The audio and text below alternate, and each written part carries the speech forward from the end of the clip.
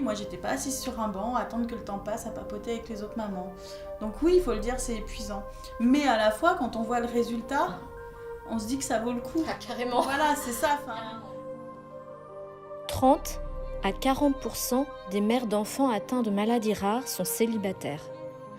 Assumer toute seule la maladie, les rendez-vous médicaux, le professionnel, relève du parcours du combattant. Pourtant, certaines, dans cette épreuve, ont su développer une force et un optimisme incroyables. Caroline est la maman d'une enfant atteinte de cécité suite à la découverte d'un cancer rare de la rétine. Malgré qu'elle soit seule et malgré le handicap de sa fille, elle est désormais une entrepreneuse épanouie. Une femme inspirante et avec les pieds sur terre.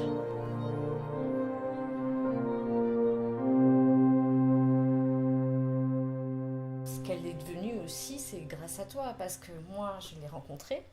Oui, vite fait. Voilà. Mais quand même, c'est une petite fille super énergique qui franchement, on a l'impression qu'elle sait ce qu'elle veut. Tu m'as dit qu'elle faisait de la danse, de la trottinette. Ah non, elle fait pas de la danse. Elle fait pas de la danse. Non, elle fait de la trottinette. Mais ça, j'ai retenu. Ça m'a fait frapper. Elle fait du violon, elle fait de la chorale, elle fait pas mal de choses. Bah oui, mais c'est des... Enfin, je sais pas, moi-même, mon fils, il fait pas tout ça. Alors on se dit, mais comment t'es arrivée à ce qu'elle ait cet éventail d'activités qui finalement la rend comme un autre enfant. J'ai jamais mis de limite en fait.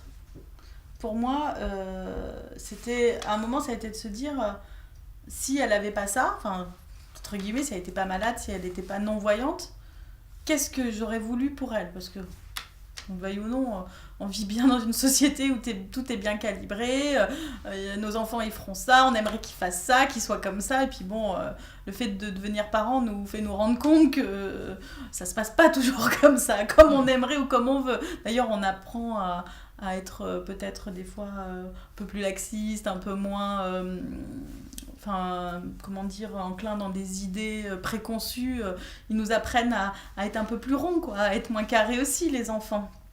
Mais j'ai lâché beaucoup de principes, ça c'est certain. En fait, pour moi, il n'y a pas de limite, je dis n'importe quoi, si elle a envie de faire du poney, ok, on va aller faire du poney, et pourquoi pas.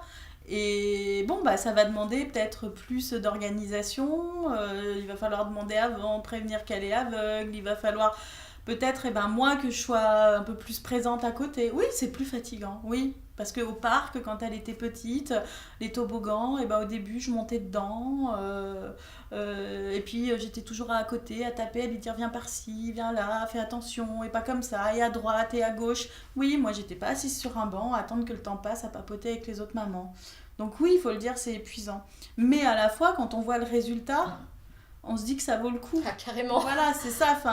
C'est que là, aujourd'hui, où on se parle, elle est partie en week-end scout et que ça se passe hyper bien et qu'elle adore ça. Et c'est elle qui a voulu aller chez les scouts et elle m'a dit, tu sais, cet été, j'ai parlé des scouts avec ma cousine, mais moi, j'aimerais bien y aller au scout.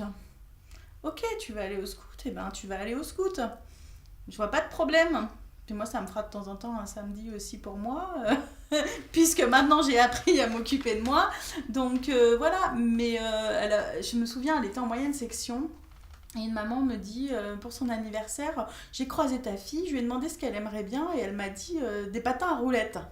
Alors, elle me dit, je te demande, est-ce que je peux lui en offrir quand même? Parce que, je lui ai dit, pourquoi pas? Je vois pas le problème.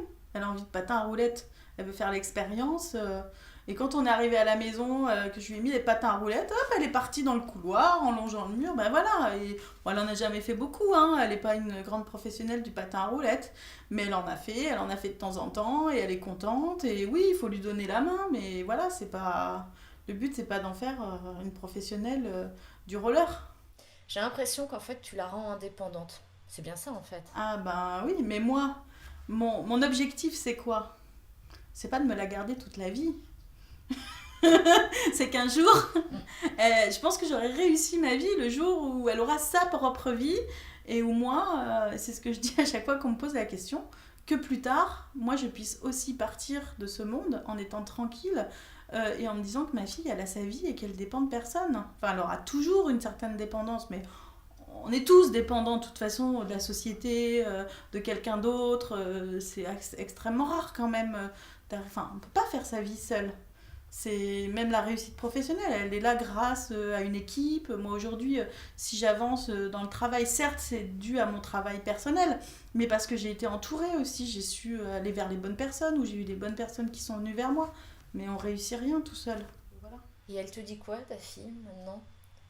Si t'es inquiète un peu pour elle. Souvent, je vais à des réunions le samedi pour des associations justement sur le handicap et le handicap visuel, parce que je siège dans des commissions, donc ça me prend du temps. Et elle me dit, mais pourquoi tu vas encore dans ces réunions? Alors je lui explique, tu sais, parce que pour moi c'est important aussi de parler de tout ça avec d'autres, de faire avancer les choses, parce que tout dans la société n'est pas encore merveilleux et il faut faire avancer les choses. Et elle me dit, mais maman, mais moi tout va bien, tout va très bien, j'ai pas besoin, je vois pas le problème. Voilà. L'autre jour, il y a quelqu'un qui lui a dit, j'allais être avec mes parents, elle se promenait dans la campagne et il y a un monsieur qui peut-être vient discuter avec mes parents et qui lui dit, oh ma pauvre petite, mais t'es aveugle. Oh mais tu sais, la médecine avance, peut-être que bientôt on te redonnera la vue. Et elle lui a dit, mais moi je veux pas voir, hein, je suis très bien comme ça.